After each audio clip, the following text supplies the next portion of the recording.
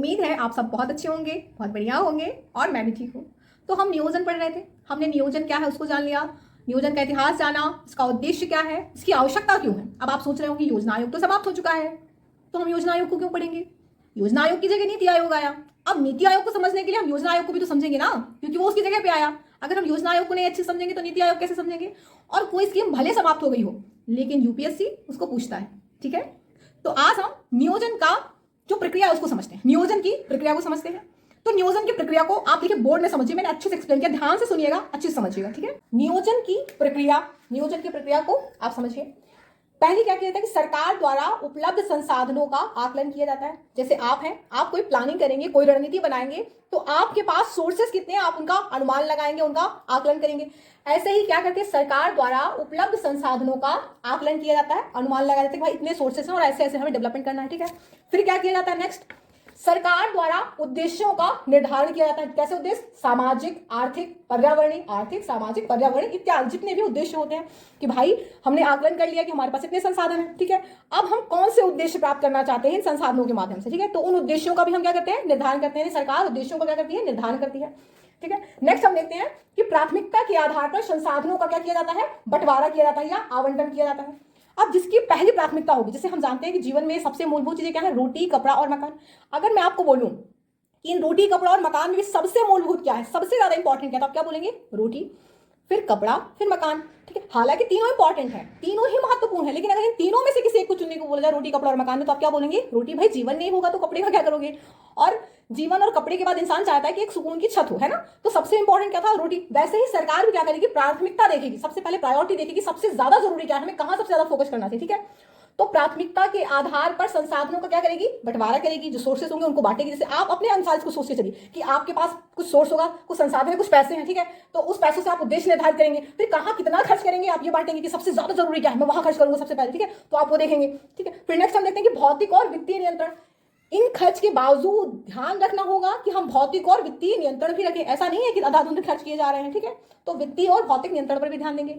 और ये सब करके हम क्या करना चाहते हैं, हम चाहते हैं कि अधिकाधिक उद्देश्यों की प्राप्ति हो, यानी अधिकाधिक उद्देश्यों की हम क्या करना चाहते हैं, प्राप्ति का प्रयास करना चाहते हैं, ठीक है। जिससे हमारी समृद्धि दर बढ़े, जिससे राष्ट्र की समृद्धि दर में वृद्धि हो, ठीक है। तो इस प्रकार नियोजन की प्रक्रिया होती है। इसको थोड़ा और समझिए, इसका थोड़ा इतिहास और समझिए कि पूर्व में भारत में पंचवर्षीय योजनाओं का निर्माण योजना आयोग द्वारा किया जाता था। पूर्व में भारत में पंचवर्षीय योजनाओं का जो निर्माण है योजना आयोग द्वारा किया जाता था। योजना आयोग एक कैसी संस्था है, गैर संवैधानिक, ठीक है, गैर संवैधानिक निकाय है। हम जानते हैं कि एक संवैधानिक निकाय का मतलब होता है जिसका संविधान में प्रत्यक्ष वर्णन होता है। गैर संवैधानिक का मतलब संविधान में प्रत्यक्ष वर्णन तो नहीं होता, लेकिन फिर भी ये संविधान के उद्देश्यों और आदर्शों को प्राप्त करती है। जैसे मानवाधिकार हो गया, जैसे नीति आयोग है, योजना आयोग, ये सब क्या है, गैर संवैधानिक निकाय है। तो गैर संवैधानिक निकाय के रूप में योजना आयोग का निर्माण किया गया, ठीक है, जिसकी स्थापना कब हुई, मार्च 1950 में, 1950 में इसकी स्थापना होती। संसद में पारित विशेष प्रावधान यानी रिजोल्यूशन के तहत किया गया था। योजना आयोग में अध्यक्ष स्वयं कौन होते हैं, प्रधानमंत्री होते हैं, ठीक है। जो योजना आयोग का अध्यक्ष होता है वो कौन होता है, प्रधानमंत्री होता है। अध्यक्ष के अलावा सबसे महत्वपूर्ण पद किसका होता है, उपाध्यक्ष का होता है। इसके अलावा केंद्र सरकार द्वारा मनोनीत सदस्य होते हैं किसमें, योजना आयोग में। योजना आयोग में राज्यों की कोई प्रत्यक्ष भूमिका नहीं होती, यानी भूमिका तो होती है एनडीसी में। अब एनडीसी क्या है आपको नेक्स्ट स्टेप में समझाते हैं, पर यहाँ पर हम देखते हैं कि राज्यों की कोई भूमिका नहीं होती, इसलिए हम बोलते हैं राज्यों की कोई भूमिका नहीं होती, क्योंकि यहाँ पे अप्रत्यक्ष भूमिका होती है। इसलिए योजना आयोग के सबसे पहले जो अध्यक्ष थे वो कौन थे, पंडित जवाहरलाल नेहरू। अब देखो ये याद करने वाली बात नहीं थी, क्योंकि हम जानते हैं कि योजना आयोग का अध्यक्ष प्रधानमंत्री होता है। तो पहले प्रधानमंत्री कौन थे, पंडित जवाहरलाल नेहरू। तो पहले योजना आयोग के अध्यक्ष कौन हुए, पंडित जवाहरलाल नेहरू, ठीक है, पंडित जवाहरलाल नेहरू। और इसके जो उपाध्यक्ष हुए पहले वो कौन थे, उसके पहले उपाध्यक्ष थे गुलजारीलाल नंदा, ठीक है, गुलजारीलाल नंदा इसके अध्यक्ष थे, उपाध्यक्ष थे। योजना आयोग के पहले उपाध्यक्ष थे कौन, गुलजारीलाल नंदा।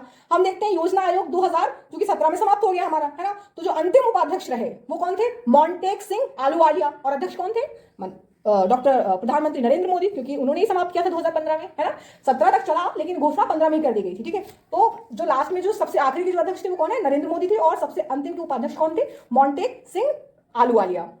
तो योजना आयोग द्वारा पंचवर्षीय योजनाओं का क्या किया जाता था, निर्माण किया जाता था। योजना आयोग द्वारा पंचवर्षीय योजनाओं का निर्माण किया जाता था तथा उसकी स्वीकृति के लिए उसे एनडीसी के पास भेजा जाता था। किसके पास, एनडीसी के पास भेजा जाता था। अब ये एनडीसी क्या है आप इसको समझिए।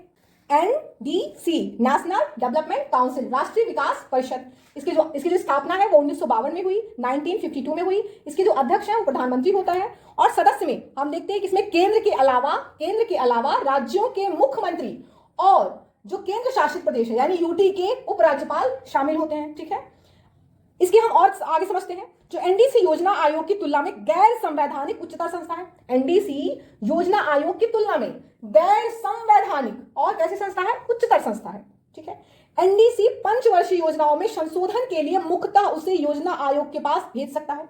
एनडीसी पंचवर्षीय योजनाएं है, 5 ईयर जो प्लान होता है उसमें संशोधन के लिए योजना आयोग के पास भेज सकता है। कौन? एनडीसी। नेक्स्ट हम देखते हैं कि एनडीसी की स्वीकृति के बाद साधारण बहुमत से पारित हो जाता है। कोई भी जो योजना होती है, जो स्कीम होती है, एनडीसी द्वारा स्वीकृति के पश्चात पंचवर्षीय जो योजनाएं हैं उनको, पंचवर्षीय योजनाओं को संसद में पारित करवाया जाता है। किससे? साधारण बहुमत से। कैसे? साधारण बहुमत से।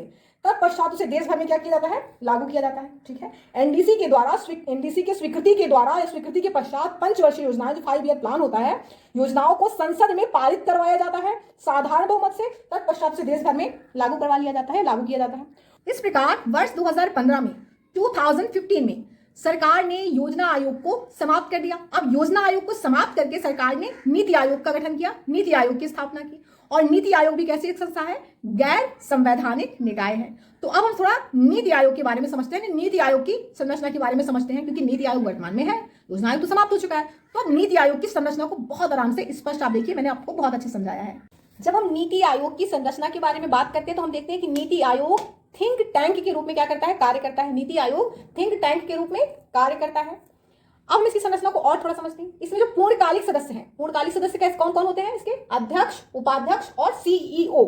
ठीक है, अध्यक्ष, उपाध्यक्ष और सीईओ ये इसके पूर्णकालिक सदस्य होते हैं। किसके? नीति आयोग के। जैसे वर्तमान में अध्यक्ष कौन है? हमेशा याद रखना, जो नीति आयोग होता है उसके अध्यक्ष कौन होते हैं? प्रधानमंत्री। तो अध्यक्ष कौन हुए वर्तमान में इसके? प्रधानमंत्री नरेंद्र मोदी जी। और उपाध्यक्ष कौन है? उपाध्यक्ष वर्तमान में सुमन बेरी है। ठीक है, जो राजीव कुमार के इस्तीफा देने के बाद बने। और सीईओ कौन है इसके? सीईओ जो अभी वर्तमान में है वो है बीवीआर सुब्रमण्यम। सीईओ कौन है? बीवीआर सुब्रमण्यम। अध्यक्ष प्रधानमंत्री होता है, यानी प्रधानमंत्री नरेंद्र मोदी इसके अध्यक्ष हैं। और उपाध्यक्ष कौन है? सुमन बेरी। ठीक है, याद रखना चाहिए थोड़ा बहुत वर्तमान में क्या चल रहा है, कौन क्या है, बहुत इतना नहीं है। तो इसमें जो पूर्णकालिक सदस्य है हमने देखा कौन सा होते हैं पूर्णकालिक सदस्य, उसका अध्यक्ष, उपाध्यक्ष और सीईओ, ये उसके पूर्णकालिक सदस्य होते हैं। हम इसकी संरचना को और थोड़ा समझते हैं तो हम देखते हैं इसमें अर्धकालिक सदस्य भी होते हैं। इसमें अर्धकालिक सदस्य भी होते हैं जिसमें दो सदस्य तथा चार विशेष आमंत्रित सदस्य होते हैं। 2 सदस्य तथा 4 विशेष आमंत्रित सदस्य होते हैं। अब ये विशेष आमंत्रित सदस्य कौन होते हैं? ये विश्वविद्यालय तथा शोध संस्थानों से होते हैं। ये जो विशेष आमंत्रित होते हैं कौन होते हैं? विश्वविद्यालय तथा शोध संस्थानों से होते हैं। ठीक है, ये जो आमंत्रित सदस्य होते हैं अर्धकालिक सदस्य। फिर हम देखते हैं इसकी परिषद के बारे में। इसका काउंसिल है वो कैसा है?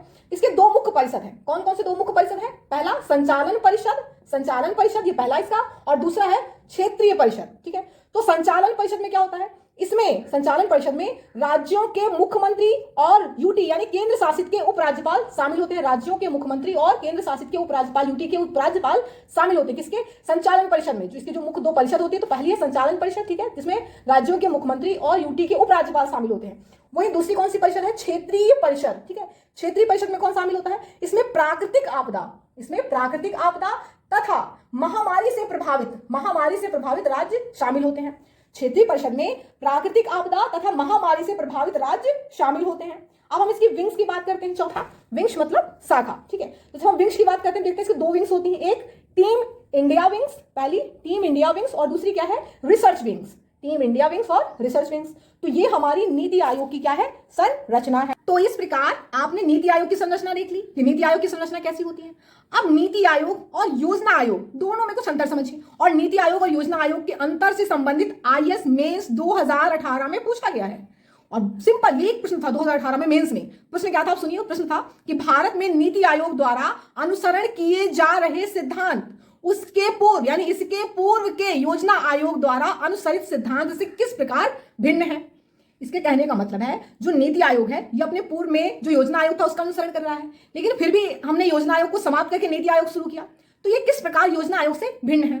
तो चलिए इसको समझते हैं। ये जो प्रश्न कितना सिंपल सा है ना, साधारण है, कुछ नहीं करना, दोनों का आपको डिफरेंस बता देना है। तो चलिए इस जो उत्तर है इसके उत्तर को फ्रेम करते हैं। आप ध्यान से सुनिए, मैंने बोर्ड में एक तरफ योजना आयोग और एक तरफ नीति आयोग को लिखकर आपको आराम से समझाया। सुनिए आप दोनों में क्या अंतर है और इस प्रश्न का ये उत्तर है। तो हम योजना आयोग और नीति आयोग दोनों में अंतर समझते हैं। दोनों में अंतर क्या है? नीति का जैसे हमने फुल फॉर्म बताया, क्या है इसका full form? National institute for transforming India. ठीक है, योजना आयोग सबसे पहले इसको जानते हैं। दोनों को अलग अलग पार्ट में डिवाइड कर दीजिए, एक तरफ लिखिए योजना आयोग और दूसरी तरफ नीति आयोग। ठीक है, बोर्ड थोड़ा छोटा है तो मैं की पॉइंट्स लिखूंगी, लेकिन जो मैं बोल रही हूँ वो पूरा आप ध्यान दीजिएगा। ठीक है, तो योजना आयोग की स्थापना मार्च 1950 में संसद में पारित विशेष संकल्प के द्वारा किया जाता है। योजना आयोग की स्थापना संसद में पारित विशेष संकल्प के द्वारा मार्च 1950 में किया जाता है। ठीक है, वहीं नीति आयोग की स्थापना वर्ष 2015 में संसद में पारित विशेष संकल्प के द्वारा किया जाता है। योजना आयोग एक कैसी संस्था है? योजना आयोग एक केंद्रीकृत संस्था है जिसमें राज्यों की कोई भागीदारी नहीं होती। आप सोच रहे हैं राज्यों की भागीदारी कैसी नहीं होती, हमने तो पढ़ा है, लेकिन राज्यों की भागीदारी जो है वो एनडीसी में होता है। ठीक है, योजना आयोग में नहीं होता, प्रत्यक्ष नहीं होता है, यानी अप्रत्यक्ष रूप में राज्यों की भागीदारी होती है। ठीक है, तो योजना आयोग एक कैसी संस्था है? केंद्रीकृत संस्था है जिसमें राज्यों की कोई भागीदारी, कैसी प्रत्यक्ष भागीदारी नहीं होती। ठीक है, वहीं दूसरा अब नीति आयोग में देखिए, नीति आयोग एक विकेंद्रीकृत संस्था है जहां केंद्र और राज्य के सहयोग, यानी केंद्र और राज्य के सहयोगात्मक संघवाद पर यह आधारित है। इसमें केंद्र के साथ साथ राज्यों को भी शामिल किया जाता है। किसमें? नीति आयोग में, प्रत्यक्ष रूप में। ठीक है, इसको जो हमने बात बोली थर्ड पॉइंट में, आप ऐसे समझिए, ये योजना आयोग है। ठीक है, इसने योजना बनाया, यानी केंद्र ने योजना बनाई, ये योजनाएं हैं, ये जीरो जो हमने दिखाया है सब सपोज स्कीम है, ये योजनाएं हैं। ठीक है, और अब ये योजनाएं जो बना ली है इसको किसको इंप्लीमेंट करने को दे दिया गया? राज्यों को। ठीक है, तो योजना जब बनाया तो किसने बनाया? केंद्र ने। ठीक है, इंप्लीमेंट करने को राज्यों को दे दिया, इनके यानी इनको प्रत्यक्ष भागीदार नहीं बनाया। यानी योजना आयोग जो पंचवर्षीय योजना का निर्माण करता था, ठीक है, तथा उसे राज्यों द्वारा लागू किया जाता था। ठीक है, यानी योजना आयोग का निर्माण केंद्र करता था, पंचवर्षीय योजनाओं का निर्माण, लेकिन राज्यों द्वारा उसे लागू किया जाता था। अब यहाँ नीति आयोग को देखिए, ये आपका नीति आयोग है। ठीक है, अब ये योजनाएं बना रहा है, देखिए अब ये राज्य लगे हुए हैं चारों तरफ। देखिए इनका जो स्ट्रक्चर आप कितना बिल्कुल मतलब एकदम क्लियर हो रहा है, कहाँ वो केंद्र बना रहा है, एक एरो अब चारों तरफ बट रहा है। ठीक है, यहाँ क्या चारों शाखाओं में बटा है, यानी बीच में नीति आयोग है, चारों तरफ राज्य, राज्य योजनाओं को बनाने में प्रत्यक्ष रूप से क्या कर रहे हैं? भागीदारी दे रहे हैं अपनी। यानी नीति आयोग राज्यों के साथ साथ मिलकर नियोजन का निर्माण करता है और राज्यों द्वारा लागू करने में उन्हें सहयोग भी देता है। कौन? नीति आयोग। बस यही अंतर है योजना आयोग और नीति आयोग के, 3 डिफरेंस हुए। चौथा देखिए, योजना आयोग क्या है? राज्यों को वित्त आवंटन करने का अधिकार था। यानी योजना आयोग के पास पंचवर्षीय योजना में राज्यों को वित्त आवंटित करने का अधिकार था। ठीक है, वही नीति आयोग में वित्त आवंटन का अधिकार नहीं था। किसे? नीति आयोग को। नीति आयोग को वित्त आवंटन का अधिकार नहीं था, यानी राज्यों को वित्त देने का अधिकार नहीं था। वही योजना आयोग में यह था कि भाई राज्य को कोई योजना लागू करनी है और उसको धन की जरूरत है तो केंद्र उसे वित्त देगा। ठीक है, वित्त आवंटन का अधिकार था योजना आयोग में। नेक्स्ट हम देखते हैं कि योजना आयोग हमेशा केंद्र सरकार के प्रति उत्तरदायी होता है। केंद्र सरकार के प्रति उत्तरदायी होता है कौन? योजना आयोग। तथा उसमें राज्य का प्रतिनिधित्व नहीं होता। ठीक है, वही हम देखते हैं कि जो नीति आयोग है वो, यानी नीति आयोग की जो कार्य प्रणाली है वो कैसी है? सहयोगात्मक संघवाद पर आधारित है। सहयोगात्मक संघवाद पर आधारित है। यह सरकार के लिए थिंक टैंक का भी क्या करता है? कार्य करता है। कौन? नीति आयोग। ठीक है, जो योजना आयोग द्वारा नहीं किया जाता था। ठीक है, नेक्स्ट हम देखते हैं कि योजना आयोग जो है, योजना आयोग पंचवर्षीय योजनाओं का निर्माण करता था, यानी निर्माण करता था, अब तो नहीं है, करता था और उसे लागू करता था।